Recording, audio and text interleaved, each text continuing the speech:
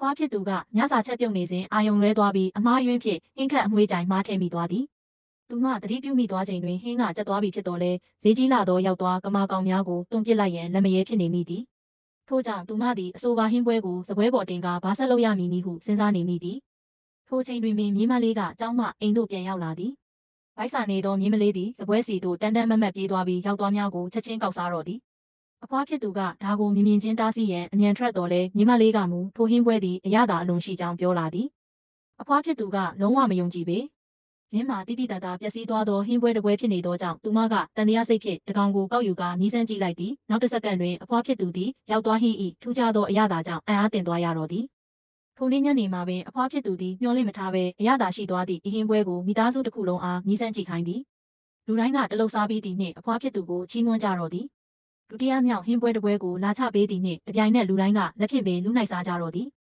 သူမကဟင်းပွဲကိုသမီးဖြစ်သူ၏စားတော့ဆိုင်တွင်ရောင်းချ၍ရမရမေးမြန်းရာသမီးဖြစ်သူကဆိုင်ရဲ့နာမည်ကြီးအထူးဟင်းလျာ signature dish တောင်ဖြစ်နိုင်သေးတယ်ဟုပြောခဲ့သည်အဖွားဖြစ်သူသည်ထိုစကားကိုကြားပြီးနောက်အလွန်မင်းစိတ်လှုပ်ရှားသွားခဲ့သည်သို့တော့သူတို့လုံးဝမျှော်လင့်မထားမိသည်မှာဤရောက်သွားကြော်ဟင်းပွဲလေးကြောင့်ပင်ဒေဝါလီခံရလူနီးပါးဖြစ်နေသောသမီးဖြစ်သူ၏စားတော့ဆိုင်သည်ပြန်လည်စီကားတာယာလာခဲ့ခြင်းပင်ဖြစ်သည်ထို့ပြင်သူတို့သည်ဟင်းချက်ပြိုင်ပွဲတစ်ခုတွင်ပါဝင်ရန်ဖိတ်ခေါ်ခြင်းကိုလည်းခံခဲ့ရသည်